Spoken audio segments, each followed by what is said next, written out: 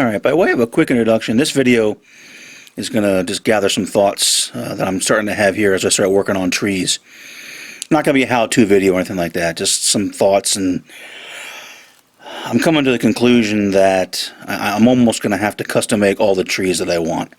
As bizarre as that sounds, just looking at a lot of the the commercial trees you can get, nearly all of them need some improvement, and I'm going to cover that a little bit in this video. Talk about some of the leaf products you can use to kind of enhance some trees. But you can certainly buy trees, Woodland Scenics, JTT Scenery, Bush, Hecky, Knock, Scenic Express, all sell custom-made trees. The issue that I have with those is many of them, as I look at them, and I don't mean to be disparaging, don't look very realistic. Almost all the trunks need some work because the colors just look wrong, and oftentimes the foliage doesn't look right. When you get to a tree that does look better, some of the knock trees look pretty nice, but then they get very, very pricey. And again, if you're going to try to really model a larger layout, or heck, even a small one for that matter, you would absolutely go broke if you bought all knock trees. If you had someone custom make all the trees for you the way you want them, would probably make you go broke too. So I'm coming to the conclusion I'm probably and by trees, and I should clarify what I mean, I'm not necessarily meaning the individual tree out on its own that has kind of a nice shape. Maybe it's maintained, the trees perhaps in a park, or single trees along the tracks here and there, trees in a neighborhood. Yeah, I think the commercial trees can do a pretty good job of those. I'm talking more the unkept wooded areas where no one's doing any type of maintenance to them. They're tall, they're scruffy, the way they grow, the shape of those trees looks a lot different than a lot of the custom-made trees. And the more I walk around and look and actually take pictures of trees and vegetation for that matter, I think I'm going to have to do it myself. There's two ways you can do things in the hobby and in life in general. You can pay with your time, or you can pay with money. And this is one of those cases where I think I'll be better served if I pay with my time. Because it's going to take a lot. I realize that. You say you're going to make all your trees. You're talking a lot of trees. Those of you that are aware of this layout have seen the layout tour video. It's not huge by any stretch of the imagination, but it certainly isn't small either. A lot of work. It's going to be a lot of time invested. But I think I'll get a better product. I'll get more what I'm looking for as I go to scenic the layout, because I do want it to look realistic. And I'm just coming to that conclusion, I'll say it again, that I'm going to have to do it myself. Not that I won't use some custom-made trees or some commercial trees that have been dressed up, like this one here. We'll talk about that in the video coming up. And I do have some knock trees that I put on the layout, some JTT Scenery trees I put on the layout, some Scenic Express trees that I'll probably work on to put in certain places as individual trees. But the real wooded areas is going to be the hard part to do it right. Alright, so to start off, we'll start off by looking at some how I think I'm going to do my armatures, and then we'll get into some of the leaf products, and then conclude just a couple, look around the layout, see a couple things we have here on the layout, and then move on from there. Alright, what I mean by the armatures, and not necessarily for individual trees, but for when they're all growing together in a wooded area. This is a Scenic Express Super Tree Armature that I was playing around with adding some bark texture to. Nice shape, but again, if this was in a stand of trees, like the kind that are all on the layout, it wouldn't grow like that. And if you don't believe me, go out and look at them. When trees get closer together, what I've noticed is kind of like, I don't know how well that'll show, but they tend to grow, up and out at the top, not with the nice, neat, clean shape that we're used to, because the leaves have to get the sun. In order to do that, they have to be up in the sun. So these are two wire armatures that I made up, very, very preliminary. Tried a couple different techniques to get the bark on them, and I'm by no means there. But this is kind of what I mean. You aren't often going to buy a commercial tree that looks like that. They just don't make them like that. They make them more, different shapes and kind of oh yeah, that's a tree. But that's not what I'm after. This is the real dense wooded areas by the railroad tracks or anywhere where there's dense woods, where the trees tend to come up, out at top, and all the foliage is up top. This can be simulated different ways. You know, Woodland Scenics makes the forest canopy, which is okay, but I don't really like the way it looks overall. Puffball trees, you know, go to simulate that, but I personally don't like those at all. I'll never use a puffball tree. So the only thing I can say I'm going to have to do, if I really want to do it that way, I'm going to put my money where my mouth is, or put my time where my mouth is. I'm going to need to make armatures like that to kind of grow up, spread out at the top where the foliage is. Now they do get intertwined somewhat when they grow, but you know, you won't see a lot of trees like that growing all together. They just don't spread out like that. Individual trees, yes, and trees toward the edge of the group, like this tree could perhaps sit, you know, here at the edge of that, because it's kind of growing out and away from it. So if that tree was sitting kind of like that, you know, because all its leaves would then get the sun, and these trees up above it, those leaves still get the sun, but you wouldn't see in this case a lot of branches. That's probably not, I don't know if my point's getting across, but you won't see branches coming this way on these trees if you've got a tree here, because it does no good to the tree. I mean, the leaves can't get to the sun, and obviously they need that. So in terms of armatures, I'm thinking, yes, I will use some of these, because you know, there certainly are trees that are by themselves, and some of these will also work at the edge of a wooded area, but I'm going to have to make a lot. And they're kind of simple, you know, like this. The ones that go up, spread out, where the foliage is up at the top, where the tree can get the sun. And then down in here, there's all kinds of other shrubs and lower bushes and other type of foliage and vegetation that grows around it. So that's kind of my thoughts on armatures, and that's what I mean when I said previously that, you know, I'm going to have to invest a lot of time, because you can't really get armatures like that. Nor can you get them quite as large. Now, these are about 9 inches tall. And again, I would think if we were to really go out and have trees on our layouts that are the size that real trees are, I think we'd all be surprised how tall these trees really are. Not all of them, but a lot of the trees you see, they really dwarf the trains in real life. I think we kind of get used to it, but to put it on the layout, it looks a little bit different to us, I think. We don't really realize how tall some of the trees really can be. Some of that's intentional. Obviously, you can't do everything to full scale on a layout, or you really wouldn't be able to do much. So you have to make some compromises. But that's my thoughts. That's probably what I'm going to do for armatures. Make a lot of my own, make them the shape that I want them for the densely wooded areas, interspersed with some other ones, because these super tree armatures look nice, but again, they're not really for the entire full dense wooded areas that I'm talking about.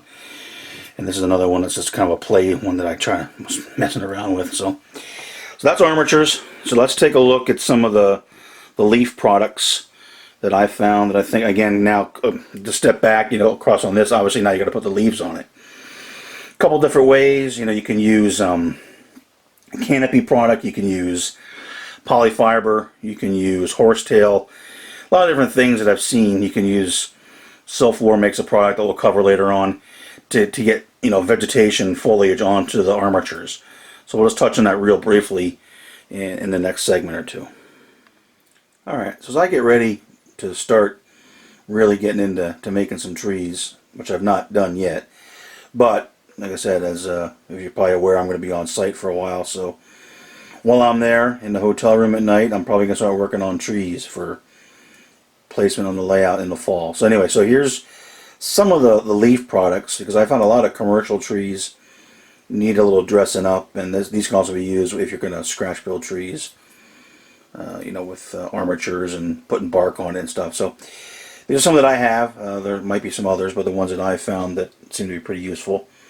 There's products from Hecky, and that's the different. That's the one right there, and I think that's a middle green.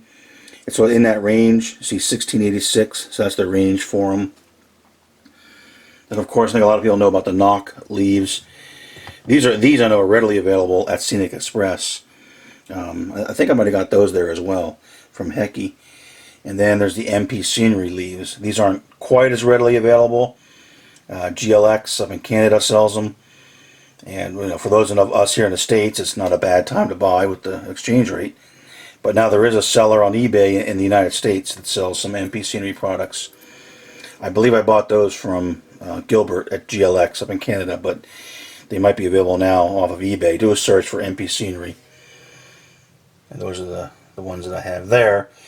So to get a kind of a look at them, because they are all a little bit different. I think each has its use. And I'm not sure how well this will work. Again, I don't have the best lighting, studio, etc. These are the Hecky leaves. They're definitely a little bit finer. And there's an HO scale dude for some reference. So you can kind of see the size. I'll try to zoom in, and if the camcorder will actually focus on it. Alright, not going to do it. Wouldn't be prudent. So there's the Hecky, a little bit finer, and they do come in various colors. And then the Knock. Let me see if I can move my little dude over here. Alright, there he is. So they're the Knock leaves. Again, a little bit, I don't say coarser, they're just a different texture. If you can kind of see, again, I wish I had the ability to zoom in, but it doesn't want to focus. Maybe it'll focus on him. And maybe it won't. Sorry about that. So that gives you a look. Definitely a little bit different than the Hecky ones. And then the MP Scenery, and let's get our little, let's get Bubba over here. Come on, Bubba. Go check out these. Oops, he just fell down. Sorry. Trying to get him to stand up and hold the camcorder. Alright, so those are the MP Scenery. A little bit larger. They seem, you know what I mean? They look actually like bigger leaves. I don't know, I'm not a botanist, maybe more like a, a maple leaf or something like that. They just tend to be a little bit larger. But still worthwhile. I mean, there's definitely different textures and varieties of leaves out there in the real world. So there's really no issue with one. In fact, you want to have a couple of different types. So that's just wanted to touch on that a little bit to show the Hecky, the Knock, and the MP Scenery leaves, and then how they look on just some trees. Again, this here is a JTT tree, and JTT makes nice trees. I just don't like the foliage. I'm not trying to knock the tree or anything like that, but what I did on this one was come back in and I sprinkled some of the Hecky foliage on this particular tree. Okay, so here's the JTT tree with the Hecky foliage. I think it looks better. I also tried to paint the trunk a little bit, because a lot of the ready-made or commercial trees, the trunks just don't look right to me. That's with a little bit of gray, but again, I'm not saying that's perfect. I was just kind of playing around with that one. And now here's one of this is a Woodland Scenics, one of their custom-built trees, which will look familiar. And that has the MP Scenery foliage sprinkled on it. And again, these are okay, but again, the trunks I think they look terrible. I tried to paint it a little bit, not sure it's going to work. I'm not even sure I'm going to use this tree in a layout. I was just playing around to see, can you dress them up. And the Woodland Scenics ones look a little bit better. The trunks are way too shiny. They definitely need to be painted, because and they're brown. And if you look, most tree trunks are not brown. They're actually more of a grayish color. Not that there's no brown trees out there, but a lot of the ones I see, again, just walking around looking, they're not brown. So that's one that I did with the MP Scenery foliage to try to dress it up. And here's one of the Woodland Scenics trees where I went back in and actually put some of the Hecky foliage on. Again, I think it was this stuff right here, just to try it and see kind of what it looks like. And these are also very dense trees. Again, most trees are... Oh, I'm learning that trees are going to be a lot of work. Not that there aren't trees like that. There certainly are. But there's also a lot, when you go out and look, they have a lot of open area, open space that you can see through. Kind of more like that JTT tree. And that's not really a bad looking tree. The Woodland Scenics ones again. The problem I have with Woodland Scenics is everyone recognizes them, I think. I mean, the shape, all their trunks are exactly the same. Not that you can't use them in certain areas, but I just like having things on the layout where people can look at it and go, oh yeah, that's a Woodland Scenics tree, or that's a Walther's kid, or that's, I try to make things look a little bit unique. Alright, so that's just wanted to cover a little bit some of the foliage for the leaves, and again when I get into actually making some scratch trees out of wire armatures, wire, and then, you know, making the trunks, putting some bark on it, and even some of the super trees that I want to work on. I'm probably going to use a variety of these particular leaf foliage products. Alright, one other possibility for foliage for trees that I personally haven't had a whole lot of luck with yet, but is the stuff from Silflor, from Mini Nature. Different types. You can see they have you know, maple late summer, maple summer, plane tree autumn, beech tree in summer, and all that. So they have a different variety, and a lot of this stuff is basically sheets that you're supposed to kind of cut up into little bits and then glue it on the armatures. Again, I've seen it done. I've seen some nice looking trees made. I haven't had a whole lot of luck. This is the beech tree, a little different variety. And again, I've seen very nice trees done. The only one that I tried is this one, and I'll show it just because you guys know I'm not afraid to show my mistakes. I don't know, does that look okay? This is an armature. I don't know if it's one of the super tree armatures, one of the smaller ones that I wanted to try it with, and I just took some of this late summer maple and cut it, and I don't know if I can get a good view on it. To me, I don't really like the way this looks, and the light might not be all that great here at the bench, but I tried. I still think it's a viable technique. I just need to work on it. I don't think it's a fault of the foliage. It's not. It's my fault. So I don't know. I don't know if I would call that a decent looking tree or not. It looks kind of thick and you can't see through it. And again, not that that doesn't happen in nature, but just I want to briefly cover. This is another possibility for the foliage. In addition to the individual leaves that we covered, there's also these sheets from Silflor that might be worth a look. Alright, to kind of show, so I don't have any JTT trees to show the foliage still in the boxes because they're pretty much on the layout. But here's, and this is the area I did, you know, way back. So I'm not saying it's perfect. I just needed to get something going here, and you learn as you give. But this is one, and this is actually the same tree that I added the Hecky foliage to. Maybe I'll try to put a comparison up. But you can see the foliage, and again, I don't have the best lighting here, but I mean, it looks okay, but it's not the same. And to me, it's not quite as realistic as a tree with some of the Hecky, Knock, or even the MP Scenery foliage. And here's two more JTT trees. Again, you can kind of see what that looks like. And that's one that looks a little bit better. That's one of their privets, but that looks a little bit nicer. So that's just to kind of show you what the JTT trees look like out of the box. I did very little of these. Again, kind of because they're kind of far back, so you don't have to be as crazy when you're doing things that are more toward the background. But I just wanted to kind of show a comparison. And then I'll just real quick. I showed this last time, but let's just do a little drone flight over here because I do have some more JTT trees that I did add the additional foliage to. These are two of them right here, and these have the, I can tell because it's smaller, these have the Hecky foliage on them. And again, you don't often see trees of a perfect shape like that, but you know, these can be used somewhere in a person's yard, or you know, because usually the ornamental trees are trees that people have in their yards and the neighborhoods look a lot nicer. You know, being out walking around looking at raw nature, it's really not very well kept. So those are those two, and then I just kind of put one here.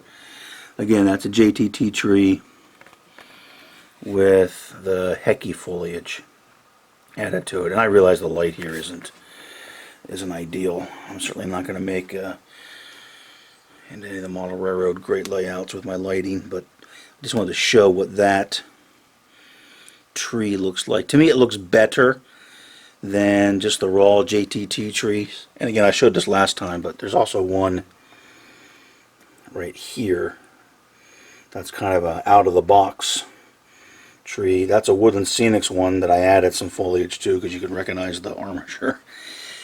And then that one there, again, that's another JTT tree where I added some of the knock leaves to.